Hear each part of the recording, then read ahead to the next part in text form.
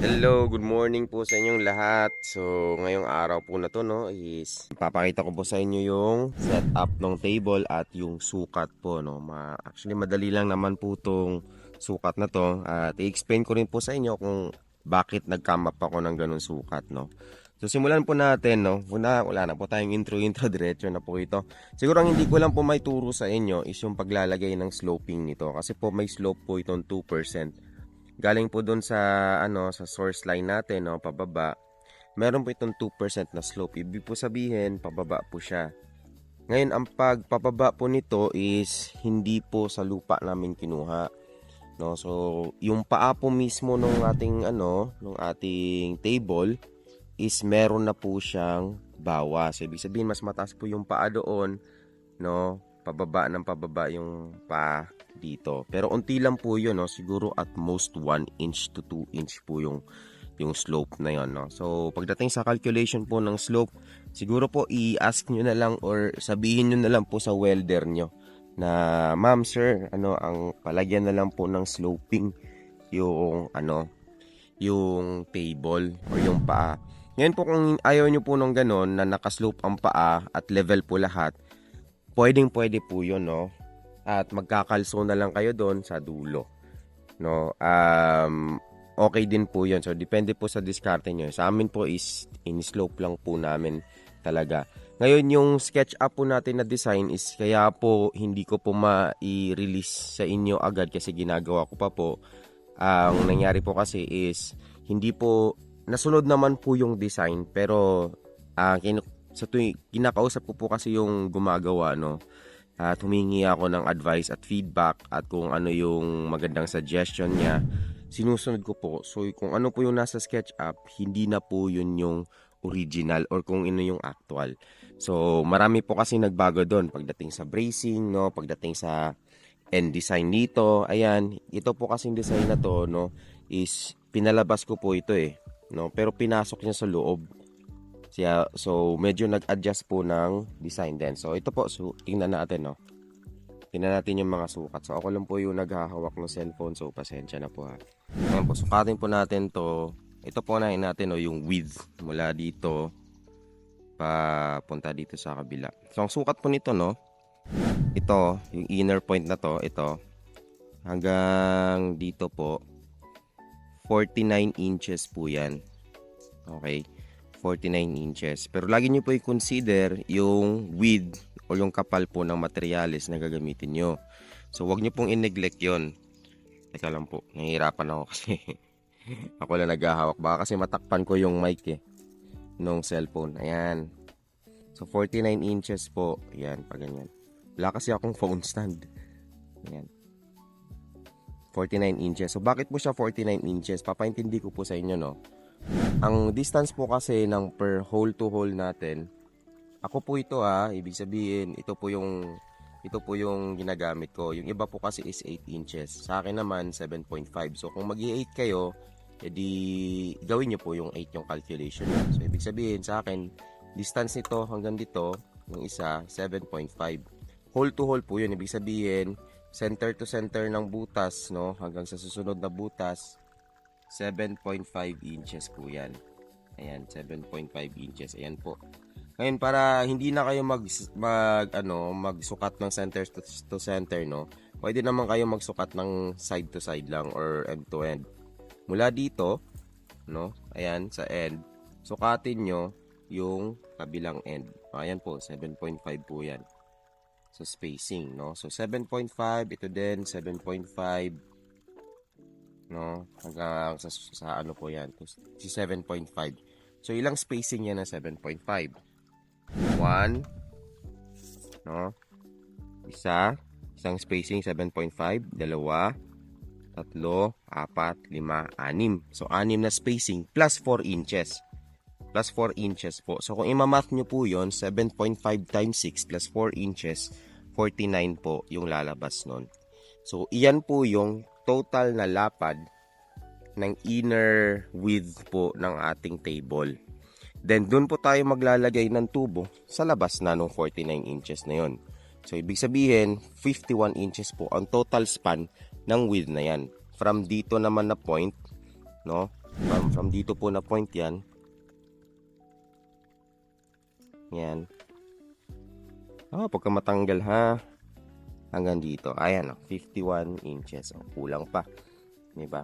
So, meron na po yung breathing room or parang adjustment na spacing. So, yun po, no?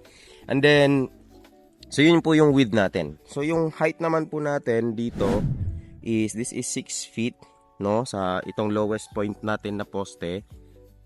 End to end po niyan, 6 feet, no? Dito naman po is 7 feet, yung pinakataas. Yan. 7 feet po yan. Okay?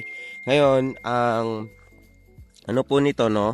Ang taas po galing from ground hanggang sa table, no? This is 2.5 feet po. Galing po dito sa baba hanggang dito, 2.5 feet. No, in inches po mga nasa ano ba siya? 12, 12, 24 plus 6. So 30 inches, no? However po, mas mababa po dito doon sa kabila mga nasa 31. So parang 1 inches yung difference. Kasi nga ini-slope namin. Kaya na po dumiskarte doon sa sloping, no? Kung paano. Kasi pwede nyo naman po i-level yan eh. Tapos sangkalan nyo na lang lagyan nyo na ng kalso sa dulo. Pero sa amin, pinataasan na lang namin talaga yung paa. Yan po. So, yan. Tingnan nyo na lang po. Ito po yung bracing namin, no? Ang bracing naman po namin is merong side tapos merong inner brace. Pero alternate po siya. So, pakita ko po sa inyo yung bracing naman. Hindi tayo kasi di ako makaikot nun eh. Ayan. So, ito yung bracing namin. Ayan. Sa pinaka-end. Okay. So, dinivide lang namin po ito ng 7. So, yung total span naman ng ating tubes dyan is 8 feet times 5 plus 2.5 inches. So, 8 feet times 5 plus 2.5 inches. Bakit plus 2.5 inches? Kasi po meron tayong elbow na 90 degrees na nilagay, which is 2.5 inches. Ito po yun. 2.5 inches po kasi yung lapad nito. Tapos ang isang Duracon po natin is 8 feet. So, i-times na lang ng 5. Yun yung total.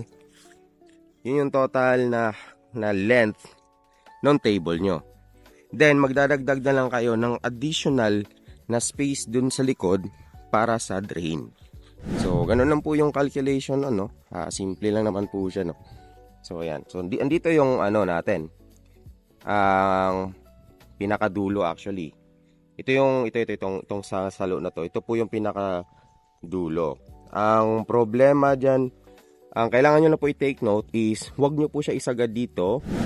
Siguro magbigay kayo ng allowance na 4 inches paatras ng pinakadulo ng calculation nyo. Kasi syempre, magagawin natin siyang drain area. Yan, so ito yung drain area namin. So ito is lang siya. Salo or pag support na lang po talaga. So, 7 po yan. 7 poste. 1, 2, 3, 4, 5, 6, 7. So, para makuha nyo po yung distansya per poste, no? Is, kunin nyo po yung pinaka-length na total length po nitong nung gagamitin yung distance or haba ng inyong table. Kasi magdedepende pang haba ng inyong table sa target na capacity nyo po. So, pag nakuha nyo na yung target na capacity nyo, i-divide nyo lang yon sa kung ilang poste ang gusto nyo. So, in our case, ginawa naming 7 na poste, no? At ang distance po niyan is 2 meters per isa. So, marami po nagsasabi na ang hina niyan, ang wonky niyan kasi 2 meters. Hindi yan standard. I agree po, hindi po siya standard. Pero sa ratio po kasi ng load na ginagamit namin ngayon na sobrang gaan lang po talaga niyan, no? So, I don't think na kailangan mag 4 feet to 4 feet na poste. Hindi naman po ito bahay no? And so, yun lang po yung ko dun. Yung dahilan ko dun. Okay, ngayon in terms naman kung lilipa rin siya tuwing hangin, malakas na hangin po dito, hindi naman. May bigat din po kasi ito no? Yun hindi naman po naalog. Naalog siya, pero unti, magsasadyain mo talaga. So ito yung bracing po namin dyan. Yan, brace. Tapos inner brace lang po dito sa next na poste. Sa susunod na poste, merong diagonal brace, tapos brace sa loob. Next, wala naman. So, in-alternate po namin yung bracing. Tipid po sa materyales. Pagdating naman po dito sa source, no? Ganito po namin siya ginawa. Ayan po. So, same width lang po yung source natin, no? So, yung tubo po sa loob, huwag sa labas. Okay? Kasi, consider nyo po na masalo talaga siya. Ngayon, kayo na pong bahala kung paano didiskartehan yung paglalagay ng inlet nyo dito. No? Sa amin ganito po. Ayan. Okay, pwedeng lagyan ng tubo, pwedeng hindi. Kayo na pong bahala dyan. Ang importante lang naman po dyan yung salo. Ito po yung critical dyan. Tapos yung salo din sa dulo. Tulad po nito, kung napapansin nyo, no? May salo siya. Pero yung salo niya dito po na weld sa labas, hindi na po siya. Hindi po nasasalo ito. Napilitan po kami mag-welding sa loob para masalo lang po ito. So, ayun po. Tapos ito, nilipat namin sa loob. Ayan. So, ito lang po yung actually yung parang core ng design ng ating table. Pagdating naman po sa bubong, no? So, tingnan nyo na lang po yan. Simple bracing lang po yan. Wala na po tayong diagonal bracing o 45 degrees na mga bracing, no? Isang tubong diretso lang po yan hanggang dun sa dulo. Ganun din sa kabila. Then, naglalagay lang po tayo ng sanipa na 1 feet. Walang sanipa ba tawag nun? Yung space na po na ganyan, no? 1 feet po yan para hindi po papasok yung ulan. And then, ginawa lang po namin kwadrado yan, no? Yan. So, pinag-welding lang po yan. At pagdating naman po sa ating UV plastic, no? Pagdating naman sa ating UV plastic is, ito po yan, no? Wiggle wire po ang tawag dito. Ito po ay wiggle wire. At ito naman po ay C-channel. So, paano po namin ito kaya kabit? Marami pong paraan para may kabit yung wiggle wire at C-channel, no? Ang pwede nyo pong gawin dito is pwede nyo screw. Pero, ang tagal po mag-screw.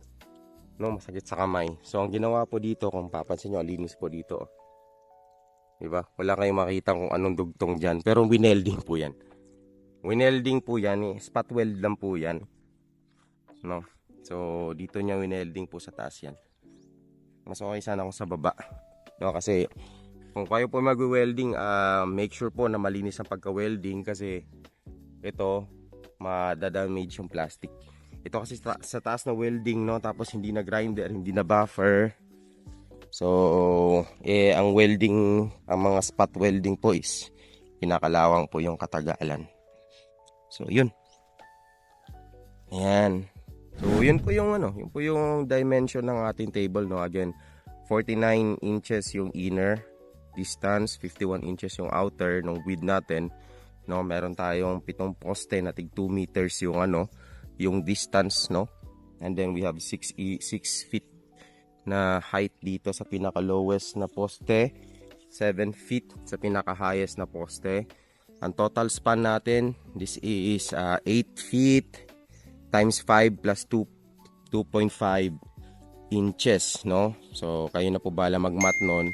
And then, magdagdag lang po kayo siguro ng 4 inches dito sa likod, sa pinaka-drain niya, para merong salo at merong kayong space para sa draining system. So, yun.